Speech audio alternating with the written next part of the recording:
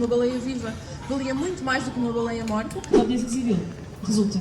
Eu posso dizer que levar o Ministério do Mar a tribunal funcionou muito bem. Os nossos votos individuais acabam por ter impacto, sim. Hoje nós sabemos o que estamos a perder, porque hoje ela está fechada ao trânsito. Andar de bicicleta tornou-se um vício. No fundo, estamos apenas a tentar colmatar um vazio que é inerente à nossa própria humanidade. Estamos aqui com um tema muito prático, que é como mudar o sistema. Uma pequena apresentação. Ana Matias está a trabalhar na Siena, que é uma ONG que luta pela proteção dos oceanos, seja de exploração, seja a biodiversidade. Joana, ambientalista imperfeita, luta aqui em várias vertentes para salvar o planeta e para atenuar as alterações climáticas.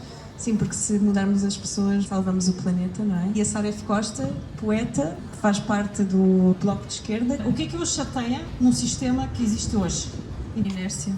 A inércia do sistema, que eu percebo porque é que existe e percebo que para algumas coisas acaba por ser vantajosa, mas de facto a inércia, quando estamos numa altura de emergência, a lentidão do sistema e a lentidão na aceitação de respostas e de soluções que já existem, já estão comprovadamente a ser colocadas em prática noutros lugares, e reportando-nos aqui em Portugal em particular, a mim aborrece-me particularmente a inércia do sistema e a dificuldade em implementarmos medidas que podiam ser implementadas ontem, mesmo assim já vinham tarde.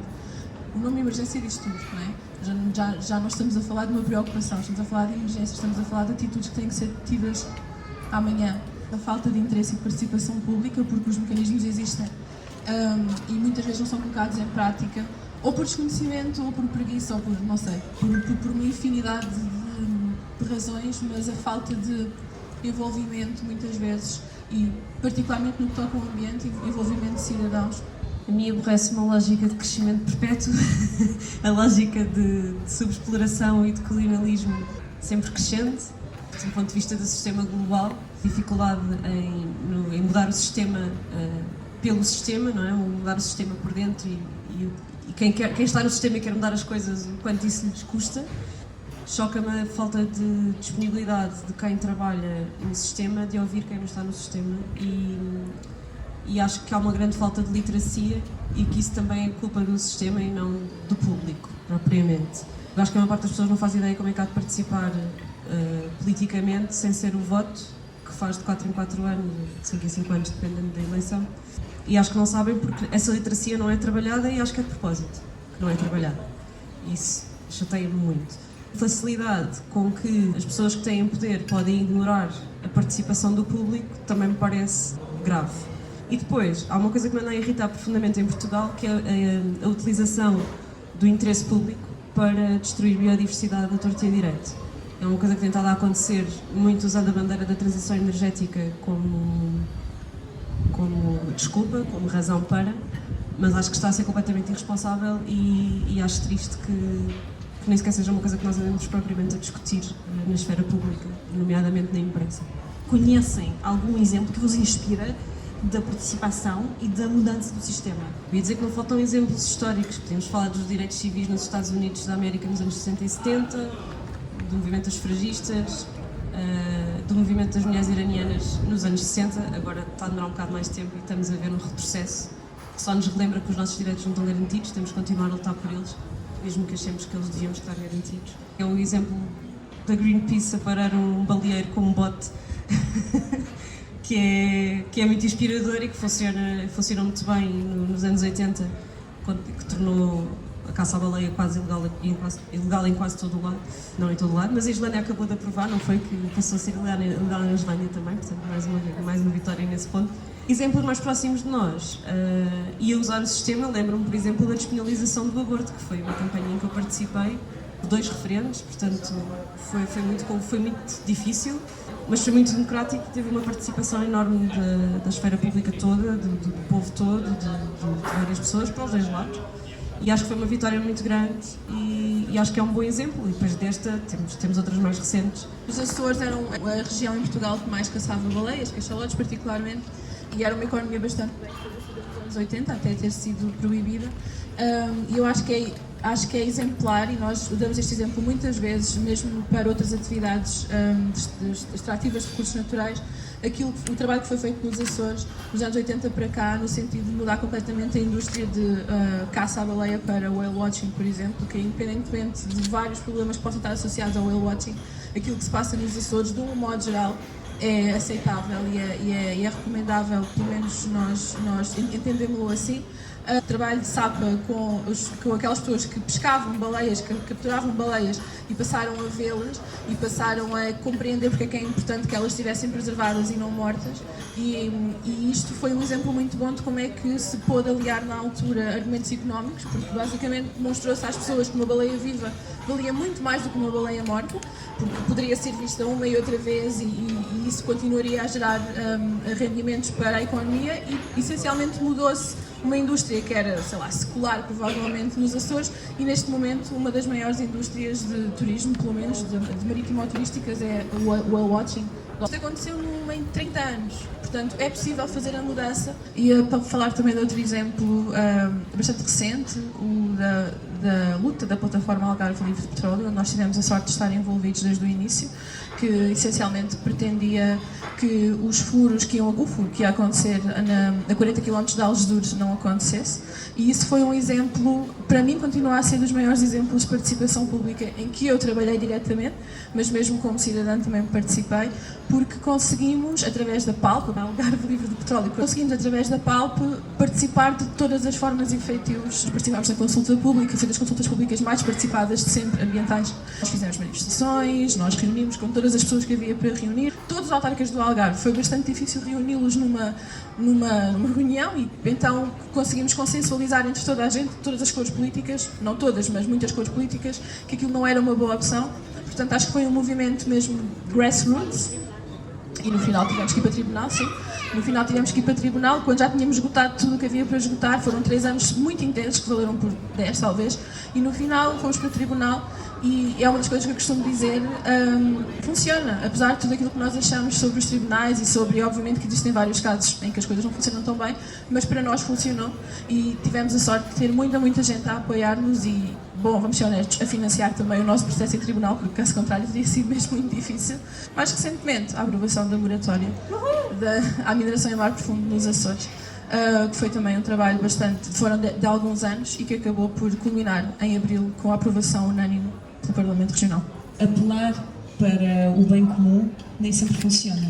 Acabamos sempre, tanto a empresa como o político, como a pessoa individual, a pessoa é sempre egoísta. Acham que esta mudança tem que partir pelo benefício económico que isso trará? Tu falas em pessoas e eu falo em cultura. O mais difícil de mudar nos três parâmetros é a cultura, é aquilo que nós estamos habituados a fazer e aquilo que nós achamos que é bom, que é ser bem sucedido, que é ser feliz, que é aquilo que nós valorizamos, e isso é a nossa cultura. Em Portugal, por exemplo, temos uma série de questões culturais que são ótimas para o planeta, como aquilo que seria a nossa alimentação tradicional.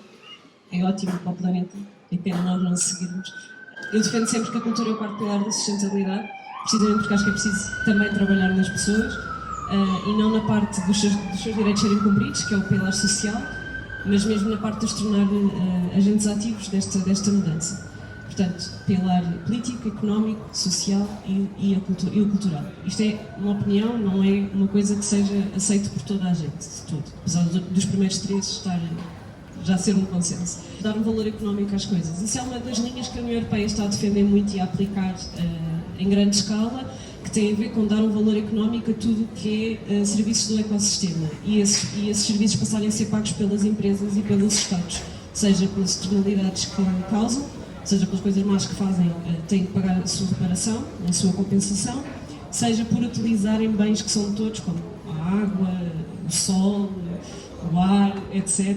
Os serviços que o ecossistema nos presta e que seriam bens de todos e bens públicos, mas depois são tratados, como nós sabemos, nós todos pagamos pela água, não sei se vocês sabem, mas a diferença do preço da água de norte a sul de Portugal é 400 euros por ano, por isso não é propriamente um bem público e de todos, que esteja a ser dividido de forma equitativa por toda a gente. O sítio mais caro do país é o Porto, já agora, perguntam-me sempre. E acho que... E percebo porque é que vem esta abordagem. Foi aquilo que, quando a Ana falou nas baleias, nós percebemos todos. Quando nós conseguimos pôr um preço nas coisas, de repente, o sistema que é capitalista consegue quantificar o impacto que está a ter, quanto é que lhe custa e quanto é que pode poupar. E enquanto estes serviços não têm esse valor, o sistema capitalista ignora-os e pode ignorá-los porque não afeta aquilo que são os indicadores do capitalismo. Porquê é que eu acho que isto interessa pouco? Porque eu acho que é preciso acabar com o capitalismo, portanto, estar a pôr valor nas coisas acho que é alimentar mais o sistema e acho que é contraproducente, porque acho que nós já temos hoje em dia um milionário que é o Bill Gates, que toda a gente acha que é o máximo, porque ele diz, porque ele diz que defende o planeta e que vai salvar o planeta com tecnologia, isso é outra questão, ele é um tecno-otimista, eu sou um bocado tecno-pessimista, mas tudo bem. Isso pode ser uma opinião, mas depois ele escreve o próprio livro que anda de jato privado, mas que depois investe em florestas. Isto não tem lógica e nós temos que sair desta lógica. Não dá para pagar o que estamos a estragar, não há tempo para isso. Uma árvore que é plantada hoje não vai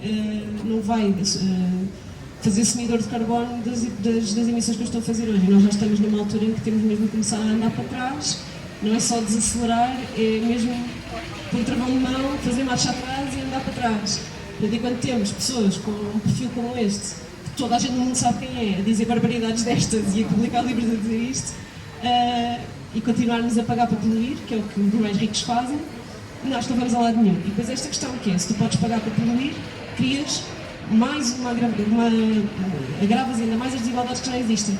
Quem é rico paga para poluir, quem é pobre não pode poluir. Continua na mão de baixo. Eu compreendo o racional que leva a querermos colocar valores no sapal ou numa floresta de mangal. Eu consigo compreender o racional que leva a isso. Desconfio que o resultado não vai ser o que nós mais otimistas estamos à espera. Temo que a partir do momento em que consigamos pôr um preço numa pradaria marinha por metro quadrado, por o que seja, haja dinheiro suficiente, uma empresa tenha dinheiro suficiente para dizer ok, eu pago, digam-me quanto é que eu pago. E aí ficamos num limbo em que nós alimentámos um sistema que colocou o valor naquela pradaria marinha ou naquela zona de biomassa vegetal que seja, e não conseguimos propriamente legitimamente dizer que ainda assim não se pode mexer. Isso é o que me preocupa particularmente nesta questão da economia. Se eu acho que os argumentos económicos são necessários, sim, a minha experiência demonstra-me que nos prestam mais atenção, e estou a falar particularmente de decisores políticos, sim, sem dúvida, prestam-nos mais atenção. A poupança e o lucro são o caminho mais rápido para o coração do capitalista. Sim, eu própria muitas vezes vejo-me envolvida, às vezes sem querer, nessas conversas e de repente já estou no meio delas e penso, bom, não era para aqui que eu queria vir, mas já aqui estamos, não é? Portanto, é sempre um bocadinho tenso iniciar essas conversas, mas sem dúvida que é a forma mais fácil de nos ouvirem. Nós, quando começámos, no caso da PAL, quando chamámos economistas para a conversa e começámos a perguntar, vão lá analisar os contratos e digam-nos quanto é que isto rende. Nem economicamente aquilo fazia sentido. E foi por aí que nós começámos, mesmo as pessoas que concordavam que fazia sentido explorar o petróleo, quando nós começámos a mostrar os números, eu não me orgulho particularmente disso, mas quando começámos a mostrar os números de quanto é que ficava por barril para Portugal, então assim não vale a pena. Ou seja, não vou dizer que isso foi um turning point, mas ajudou à conversa. Quando as pessoas começaram a perceber que aquilo nem economicamente fazia sentido, e que era ruinoso em todos os sentidos para Portugal, inclusivamente e economicamente. E talvez um terço do apoio que tivemos tenha vindo a partir daí, declaradamente. Vai cada vez ser mais difícil de nós falarmos sobre isto, porque nós estamos cada vez mais numa lógica do tal de crescimento, ou do pós-crescimento, ou como lhe queiramos chamar, em que já não é consensual entre os economistas que o PIB seja sequer a melhor forma de nós medirmos o sucesso de uma sociedade ou o que for. Portanto, nós idealmente iríamos caminhar para pelo menos uma estabilização do PIB. Os nossos votos individuais acabam por ter impacto, sim. Não estarmos nesta descrença infinita de que há uma lei natural das coisas, tomou conta da política e por isso a política a partir de agora vai ser sempre desta forma. Portanto, a economia vai ser sempre capitalista, vai sempre ser uma lógica de mercado livre. Não, de facto há alternativas e cabe-nos a nós também esse envolvimento que eu acredito que tenha que ser um envolvimento político e até partidário no sentido de trazer a mudança. A economia não é um problema, a economia existe, é uma disciplina, não é? E obviamente nós devemos pensar sobre ela. Acima de tudo, devemos pensar se o modelo económico que nós temos neste momento é aquele com o qual nos identificamos. O facto de, por vezes, as empresas fazerem coisas que até são prejudiciais para si mesmas, e são prejudiciais para a população, mas ainda assim não se importam porque há um lucro a ter. Esse lucro é a financiação da economia, é o lado em que as coisas estão num momento especulativo. Não é só a acumulação exponencial, mas também é a grande desigualdade que existe na distribuição dessa riqueza, que acaba por ser algo que não é palpável, porque a própria indústria não é palpável. Quando nós começamos a ver uma economia que se baseia em ratings, que se baseia meramente em ações da bolsa, poder especulativo imobiliário, todos estes truques, acaba por ser, lá está, não é produção de algo, não é como uma indústria como nós tivemos realmente uma fábrica, era suposto produzir sapatos. Portanto, se a economia existe para responder às necessidades das pessoas, não existe para ser um jogo especulativo, uma brincadeira de Wall Street, em que andamos todos aqui a perder qualidade de vida. O que é que não funciona em termos de ações? Uma coisa, talvez, que resulta muito pouco, vou dizer assim. Mandaram um relatório de 50 páginas. E eu disse, como é que eu vou explicar isto? Impossível. Eu vou mandar este relatório a esta pessoa e não há nada que esta pessoa vá ler. Eu não estou a dizer que a pessoa não podia ter interesse em ler ou ter os assessores certos para ler aquele relatório, mas quer dizer, também há que ter em conta esta limitação, não é? Então eu pedia para mandar uma coisa de 4 páginas, no máximo, por favor, eu não consigo fazer ninguém ler isto, é impossível. E não consegui esse documento mais pequenino, depois tive que fazer uma conversa em que eu próprio tive que resumir oralmente aquele relatório de 50 páginas, mas o que eu tenho aprendido é que, sem dúvida, coisas muito técnicas, mas eu desconfio que isto também é para o público em geral. Coisas demasiadamente técnicas provavelmente não vão funcionar. E muitos de nós temos formação mais científica e custa-nos muito sair deste gueto da ciência e de como é que se apresentam os dados, e quando nos perguntam o que é que resulta, ou no meu caso quando me perguntam então que peixe é que eu posso comer, eu não consigo responder a isto, é impossível. Eu vou ter que começar a resposta com bom, é muito complexo, e logo aí as pessoas já não estão conversadas, mas de facto é muito complexo. Se estes problemas fossem simples, estavam resolvidos. A verdade é que eles são mesmo muito complexos porque eles revestem-se de 50 camadas diferentes no caso do pescado, por exemplo, que eu tenho trabalhado também, eu não consigo dizer, eu como isto, eu não como aquilo, é impossível. Posso dar à pessoa as ferramentas para ela fazer uma escolha melhor. O meu papel é transformar estas coisas que ninguém quer ler em coisas que as pessoas queiram ler, tipo stories de 15 segundos, e tirar a ideia de que as coisas são complexas de cima da mesa e tentar convencer toda a gente. Isto é tudo muito simples. É tudo muito simples e vai ser tudo muito fácil e vamos todos conseguir. E tentar que assim seja. Não funciona falar de forma cientificamente correta. Não funciona, porque isso quer dizer respeitar o método científico, isso quer dizer respeitar a incerteza, as probabilidades, os desvios padrões. E se eu digo a um conjunto de 10 pessoas que em princípio vai acontecer isto, ninguém me ouve. Se eu disser que vai acontecer, toda a gente ouve. Eu tenho a liberdade de o fazer porque sou influencer e basicamente não tenho para prestar grandes contas a ninguém. E eu ponho sempre as minhas fontes e qual é a lógica nas coisas que vou escrevendo e partilhando, mas quando estou a falar quando tenho 15 minutos para falar para uma plateia, eu não venho cá com certezas científicas. É assim e acabou-se. E depois, se a pessoa fizer uma pergunta aí, posso entrar em detalhes e explicar qual é a probabilidade e em que cenário é que foi e não sei o quê. Mas se eu entro e começo no pior cenário possível, para 3.2 graus, daqui a não sei quantos anos, a comparar com a era pré-industrial, perdi toda a gente, portanto não vale a pena. Faço uma afirmação que é provocadora, pode não ser 100% verdade, mas com a qual eu estou confortável, e depois o resto está em nota de rodapé para os que são mais exigentes e querem saber mais. Uma coisa que também não resulta é falar com negacionistas. Não vale a pena. Eles são poucos, apesar de parecerem muitos porque falam muito alto, são muito poucos. Portanto, não vale a pena perder tempo com esses, já está mais que sabido. Voltando à questão da ciência, tanto não vale a pena continuar a insistir na divulgação de conhecimento científico só, como ele é, e que é real, e que é assustador, que se criou o coletivo Scientists Rebellion, não é? Em que os próprios cientistas dizem, não, da ciência já toda a gente já sabe, nós temos desde os anos 60 a falar dos limites do planeta e desde os anos 90 a falar de alterações climáticas, e não resultou. Portanto, agora vamos mudar de estratégia e vamos fazer desobediência civil. Desobediência civil resulta. Qual foi, sim, a vossa grande vitória? Eu posso dizer que levar o Ministério do Mar a tribunal funcionou muito bem.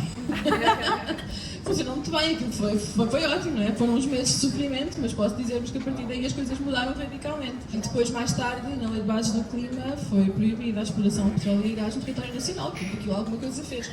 O que é que eu também tenho visto que resulta depende, atenção, dos partidos cristãos. Estamos a falar. Trazer cientistas para a sala legitima, muitas vezes, aquilo que nós estamos a dizer. É apoiar para a melhor ciência possível. Portanto, nós procuramos-la e tentamos trazê-la para aquilo que nós chamamos dos policy briefs, né? Que é esta tal tradução de papers de 20 páginas para uma coisa de 2 páginas no máximo de quantos anos. Opa, não querem ouvir-nos a nós, ou são estas pessoas que estão aqui para vos falar. Os cientistas muitas vezes têm dificuldade, pelas coisas que eu já estava a dizer, em fazer afirmações muito taxativas. E nós estamos a dizer, temos que dizer, então, digam a eles. Em princípio, a evidência demonstra que nós... Ok. Sim. Mas nós compreendemos e é muito importante que a ciência não tenha esse papel de neutralidade, sem dúvida. É super importante, que é para também não serem conotados com um tipo de partido ou outro, ou um tipo de agenda ou outro, não interessa. Mas trazer cientistas para a sala, de repente, a conversa eleva-se e de repente temos pessoas a pensar ok, não, isto é mesmo verdade. Para nós tem resultado. Para mim, a maior vitória é aquela que eu falei no início, foi a despenalização do aborto. E o trabalho que foi feito, no coletivo onde eu estava, o trabalho que foi feito foi muito de rua e de porta a porta e de literalmente apanhar uma pessoa na rua e discutir o aborto com a pessoa. É super violento. Eu acho que só consegui porque era uma adolescente e estava naquela fase em que tinha energia para discutir com um negacionista. Hoje em dia, assim que eu percebo com quem estou a falar, boa tarde, adeus.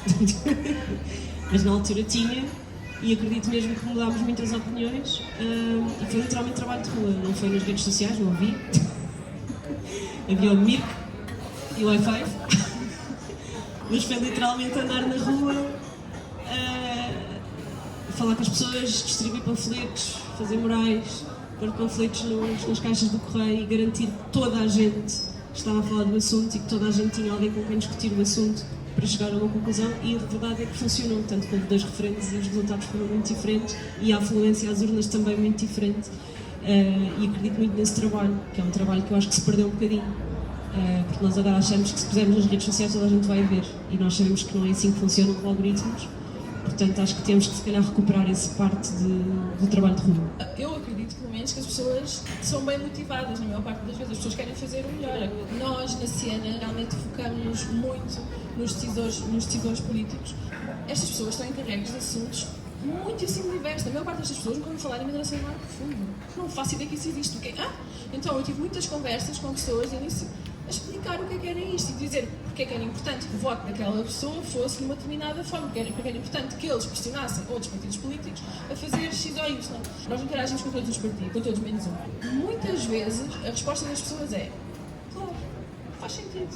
Tivemos poucas vezes em que alguém nos disse, depois de nos ouvir, dissesse eu quero mesmo escavacar no fundo do mar. Acho que é isso. Acho que a melhor ideia é esta. Tudo aquilo que é o hábito pessoal, andar de carro, usar plástico descartável, beatas, já coisas que não são mar profundo. Temos 10 milhões de portugueses que provavelmente não tiveram no mar profundo. Se o caminho mais rápido para o coração do capitalista é o lucro e o dinheiro, para qualquer pessoa é o seu bem-estar. Portanto, a partir do momento em que tu consegues provar à pessoa que fazer as coisas de maneira diferente é melhor para ela de alguma forma e a pessoa acredita no que está a ouvir, fica tudo muito mais fácil.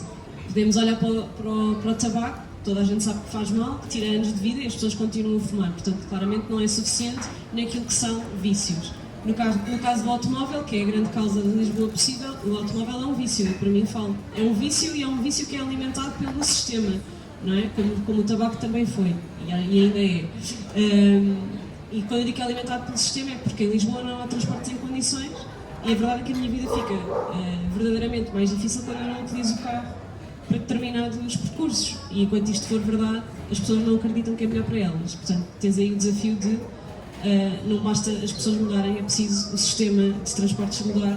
Portanto, é uma luta de que tem 2 vertentes e que têm que ser trabalhadas ao mesmo tempo. Mas falando em comunidade, e foi o que eu pensei quando estavas a dizer do dia-a-dia, das beatas, do não usar descartáveis e da mobilidade, lembrei-me das vitórias da adolescência, que foram as vitórias na minha escola. A maior, porque foi o que custou mais dinheiro ao Conselho Diretivo, foram as obras na Casa de Banho. Isto pode parecer ridículo, mas eu estive naquela escola 5 anos e logo no primeiro ano em que entrei as casas de banho já não funcionavam. Havia tipo um stall em 8 que funcionavam nas raparigas.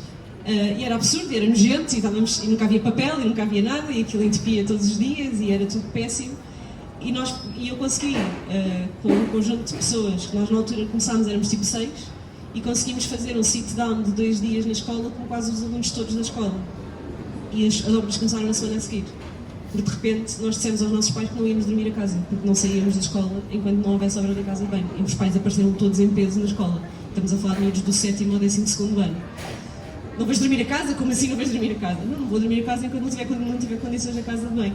É aquela escola típica que parece uma prisão e que tinha um campo de jogos no meio dos edifícios e nós ocupámos o campo de jogos e ficámos lá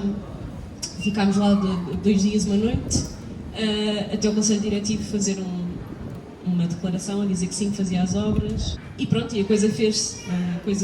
E acho que isso é um exemplo do trabalho que fazes no teu quilómetro quadrado com as pessoas com quem vives e que te afetam diretamente. É ir para a rua e falar com absolutamente toda a gente. E acho que nós perdemos isso. Ficámos muito cómodos, achamos que os nossos direitos estão garantidos e achamos que as redes sociais distribuem as coisas por nós e estamos muito longe desse one-to-one da rua, que é mesmo preciso ir para a rua. Seja na minha rua, literalmente, como estamos a fazer aqui, seja na minha cidade, seja dar-me ao trabalho de ir para Sines fechar uma refinaria durante 24 horas para provar que dá e que 100 pessoas conseguem parar a instalação mais poluente do país. Para mim essa ação, porque eu tenho tanta informação sobre ela, porque estive lá, porque sei qual foi o impacto que teve e tudo mais, é altamente inspiradora. Mas sei que não foi para a maior parte dos portugueses, porque a maior parte dos portugueses nem sabe o que aconteceu. Alguém quer partilhar alguma vitória ou alguma receita de epá, isto funcionou, teve um impacto brutal? Aqui não está. A minha experiência de ser vegano, só 0,6% da população portuguesa é vegana, no sentido de ter uma alimentação o mais alinhada possível com as recomendações científicas para transitarmos o sistema alimentar para aquilo que seria compatível com o nosso planeta. Então, como é que nós podemos fazer com que cada vez mais pessoas tenham uma alimentação de baixo carbono e que acrescenta valor aos sistemas alimentares, à biodiversidade e aos ecossistemas? Eu acho que e até um bocadinho a nossa geração millennial, o FOMO, o Fear of Missing Out, ou mostrar que por estarmos viciados, como tu disseste, no carro, na carne e em todos os produtos que na fast fashion, em todos os produtos que estão, na verdade, a destruir o nosso planeta, estamos a perder uma vida muito melhor que podíamos ter. Estamos a perder, por exemplo, na alimentação, mais tempo de vida e mais qualidade de vida, menos doenças. Estamos a perder ter os ecossistemas íntegros e a providenciar serviços que têm um valor económico incalculável e que nós nunca vamos poder repô-los de forma artificial. Estamos a pôr em causa a saúde das pessoas, das crianças. Por exemplo, esta iniciativa eu acho que é uma demonstração daquilo que estamos a perder, porque esta rua não está fechada ao trânsito. Hoje nós sabemos o que estamos a perder, porque hoje ela está fechada ao trânsito. Então, quanto mais pessoas perceberem que sim, é possível, a ideia de Lisboa é possível, eu acho que é bastante inspiradora. É possível, e se nós conseguirmos transmitir pelo nosso estilo de vida, pelas nossas palavras, pelas nossas redes sociais, pelas políticas que defendemos enquanto coletivos e pelas experiências reais de, ok, é possível termos uma cidade com menos carros, é possível eu alimentar-me e ter prazer com a alimentação. Por exemplo, aqui neste restaurante acabei de comer uma pizza maravilhosa, vegana, sem prejudicar o prazer que eu quero ter com a alimentação. Se eu demonstrar ao nível individual e ao nível coletivo que isso é possível, nós todos vamos começar a querer aquilo que nós já queremos aqui neste grupinho, mas se calhar não querem a sociedade em geral, que é uma sociedade verdadeiramente livre, descarbonizada, limpa, saudável, que é aliciante se é aliciante para mim e para vocês, é de certeza aliciante para qualquer outro ser humano, se esse ser humano tiver uma consciência racional e emocional das vantagens dessa mudança. Bem, eu queria trazer aqui um pequeno ponto de vista, e talvez mais a nível psicanalítico do que pensando em economia e em política e em sociedade, é ir ao micro em vez de pensar no macro. Nós, enquanto seres humanos, temos uma tendência natural para o vazio. Aquilo que nos faz, por vezes, um pouco doentes. E isto pensando na parte dos vícios, pensando que vamos atrás da carne, que vamos atrás de uma boa refeição, que vamos atrás de uma droga, que vamos atrás do tabaco, que vamos atrás do carro. No fundo, estamos apenas a tentar colmatar um vazio que é inerente à nossa própria humanidade. Temos atenção também à forma como o conhecimento ele próprio está centrado e como é que ele está feito, porque esse conhecimento também está feito a partir do modelo e do sistema capitalista e disto tudo que nós estamos a falar, ou seja, nós estamos inerentemente a falar de uma coisa ao qual somos contra e com a qual fazemos parte, no fundo. Todos nós estamos aqui a tentar preencher um vazio e indo atrás das coisas e indo atrás destes, digamos, vícios do sistema para preencher um vazio. Ou seja, como é que nós, de facto, vamos preencher esse vazio, não indo a correr atrás do sonho capitalista e do sonho que nos vende mais um par de sapatos para a nossa infelicidade. Deste uma ideia que é criar novos vícios. Por exemplo, andar de bicicleta, para mim, tornou-se um vício. Às vezes é mais prazeroso do que pela questão ambiental. Porra, eu gosto. Eu consigo completamente empatizar com uma pessoa que ganha um ordenado mínimo, não está a se preocupar com se usa mais o carro, se usa... Eu tenho que perceber isto, não há forma de não perceber isto. A pessoa vai comprar as coisas que forem mais baratas para a sua alimentação? Claro que sim. Olha qual é que é o ordenado mínimo nacional. Olha as rendas das casas. Claro que a pessoa não se vai preocupar com outras coisas. Portanto, acho que também é importante referirmos aqui que nós fazemos provavelmente... Não sei, mas vou assumir que fazemos todos parte de uma sociedade bastante privilegiada que tem tempo para se sentar a pensar sobre estas coisas e para se sentar a ler sobre estas coisas, para poder estar aqui um sábado a falar sobre estas coisas e a dizer coisas que para a maior parte das pessoas é inimaginável, como por exemplo de crescer. Porque isso soa logo a racionamento de qualquer coisa. Não tem que ser assim. Se nós nos focarmos em prosperidade em vez de nos focarmos em crescimento, as coisas podem ser muito melhores para toda a gente. E depois também acho que falta, e incluo-me nisso obviamente, quanto a vocês não sei, depois cada um dirá, mas incluo nisso obviamente, sim, provavelmente a minha qualidade de vida vai ter que diminuir um bocadinho para depois voltar a subir eventualmente. Sim, eu vou ter que abdicar de coisas que eu gosto de fazer, porque há outras pessoas que não fazem nada que gostam de fazer. Sim, é assim que funciona, é assim que funciona a sociedade, é importante que isso aconteça. Sim, eu não vou poder viajar 20 vezes de avião por ano. Adorava, quer dizer, quem me dera arranjar uma forma de viajar de avião sem que isto fosse super poluente, mas eu não vou poder fazer. Para que outros eventualmente possam fazê-lo mais do que eu, sim, uma vez na vida, não é?